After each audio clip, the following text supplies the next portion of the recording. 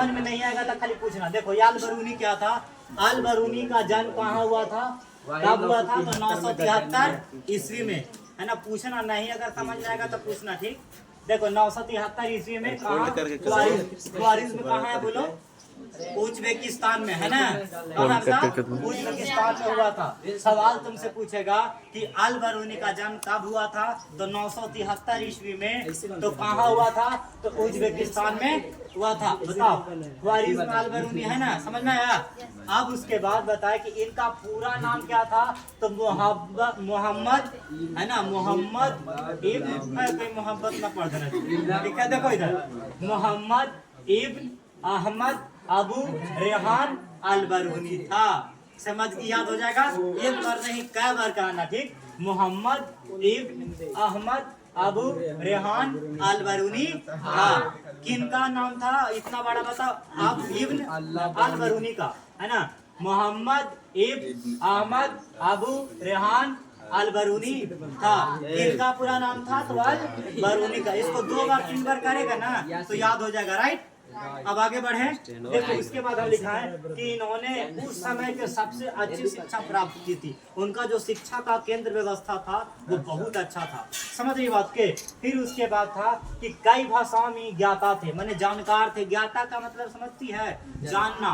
जो आदमी जिसके बारे में जानता है उसको बोलते हैं ज्ञाता, सही है ना। जिसमें जानता है, सीरियाई भाषा था, फारसी था, हिब्रू था, समझ गया, और एगो संस्कृत भाषा शामिल था। बताओ, अल बरूनी कई भाषा के जानकार थे, जिसमें से कौन था बोलो?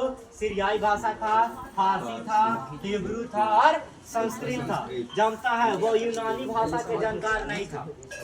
कौन सी था? ये बात ना करो तो मारेंगे मुझे में। देखो जानती है, ये जो यूनानी भाषा का जानकार नहीं था, लेकिन फिर भी वह प्लेटो क्या था? अन्य यूनानी दार्शनिक के कार्यों से पूरी तरीका से परिचित था। वो दोनों के बारे में जानकारी नहीं था। कोची के बारे में जानकारी नहीं था जी? यूनानी भाषा के बारे में, समझ गए? यूनानी भाषा के बारे में वो जानकार नहीं था, पर फिर भी वह प्लेटो तथा अन्य यूनानी दार्शनिकों के साथ पूरी तरह से परिचित था, जिन्होंने उसने अरबी अनुवादों के माध्यम से पढ़ा। कौन? अरबी अल बरूनी। समझ गए? नहीं जानकार था, फिर भी अपन अरबी भाषा में उसको पढ़ा। देखो उसके बाद था कि अल बरूनी उज्बेकिस्तान में बंधक के रूप में जानता है, गजनवी का काम हुआ था। देखो बात तो के बताया कि नीचे हम तुमको लिखा दे कि 1017 ईस्वी में, समझ गया, 973 में कर जन्म हुई और 1017 ईस्वी में ख्वारिज़्म पर आक्रमण के बाद, समझ गया, आक्रमण के पश्चात सुल्तान महमूद गजनवी यहाँ के कई विद्वानों तथा कवियों को अपने साथ अपनी राजधानी ले गया। समझ गया? जैसे कई जितना बड़ा बड़ा विद्वान था ना, बहुत विद्वान था, सबको अपने साथ ही लेके चल गया। ओकरा में एगो वाव था, कौन था?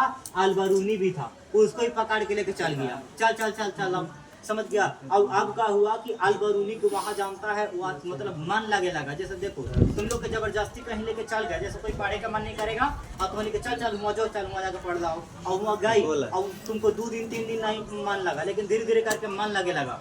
समझ गए? तो फिर हुआ अच्छा से जितना जीवन काल था और जितना उसका शेष जीवन था, लगभग 70 साल की उम्र से उनका मृत्यु हो गया था। समझ गई? उनका मृत्यु वही हुआ था, इनका ही काल में। समझ गई? कहाँ? गजनवी में, जहाँ लेके गया था ना अपने राज्य में, अपने ही साम्राज्य में उसको लेके गया था। 1017 में कई गो विद्वान इतना सा पूरा बढ़िया लेके गया था, ठीक है। उसके बाद बताया इनका मृत्यु 70 वर्ष की आयु में हो गया था। शेष जीवन यही बिता दिए थे, कह के धीरे धीरे इनका कौचे लगे लगा था, मन लगे लगा था। समझ गई? अब उसके बाद है एक अल बरूनी द्वारा पुस्तक लिखा गया है।